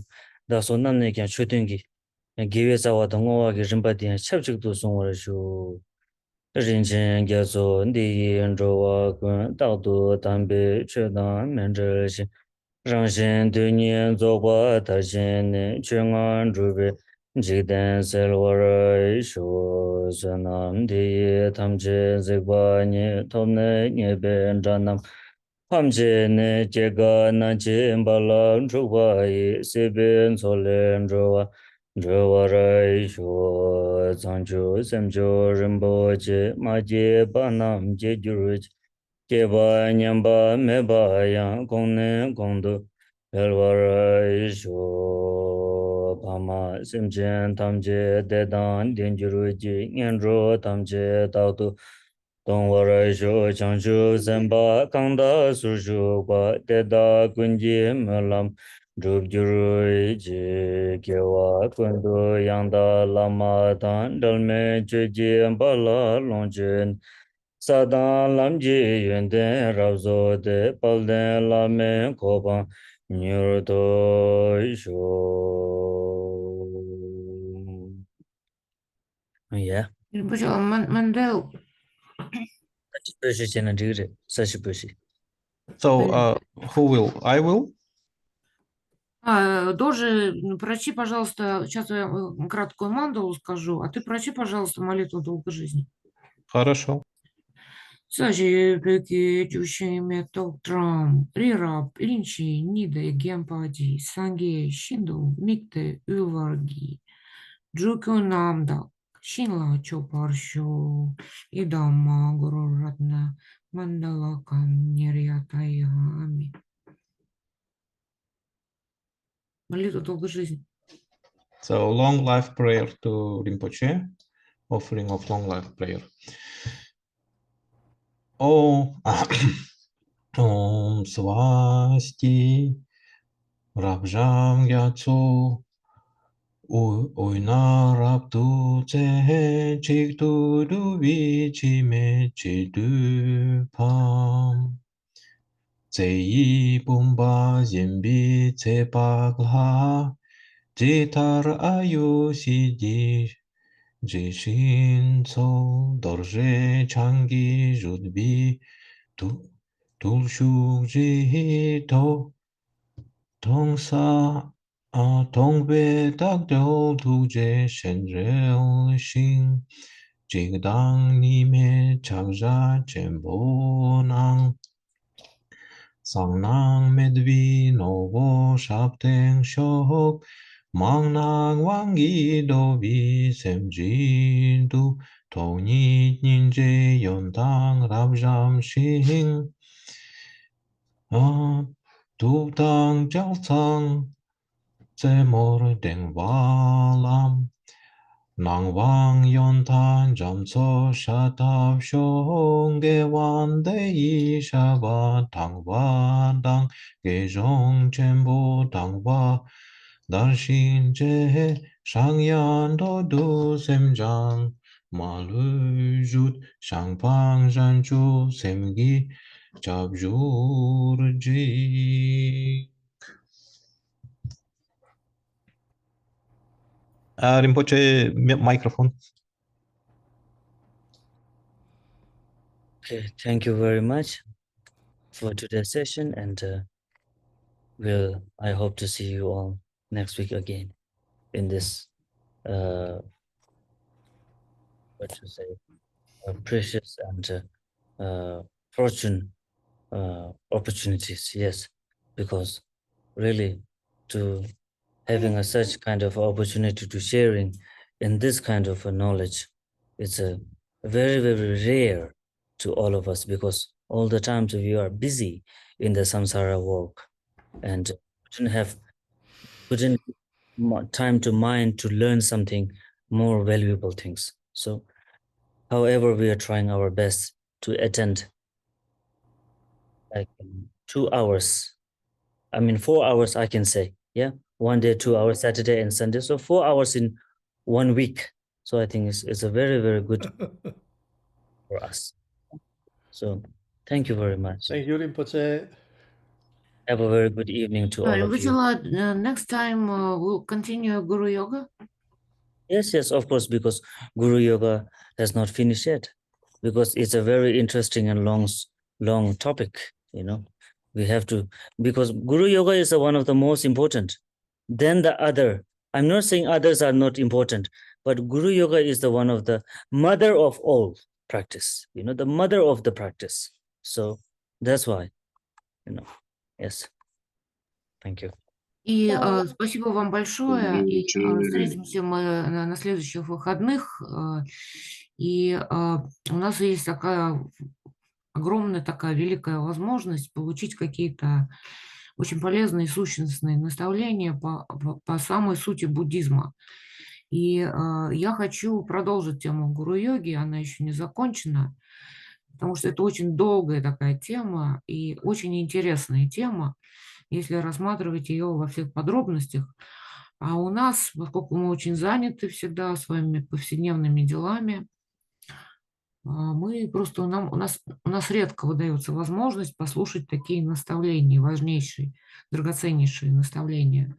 Но вот сейчас она у нас есть, и вчера 2 часа мы об этом говорили, и сегодня 2 часа примерно об этом говорили, и будем говорить об этом же в следующий раз, и вы должны чувствовать себя очень-очень удачливыми людьми, если если вам удается присутствовать на таких учениях, как это. Так что благодарю вас. Подумайте обо всем, что я вам сказал за эти 2 дня, и встретимся в следующие выходные. Okay. Thank you. Thank you and bye-bye.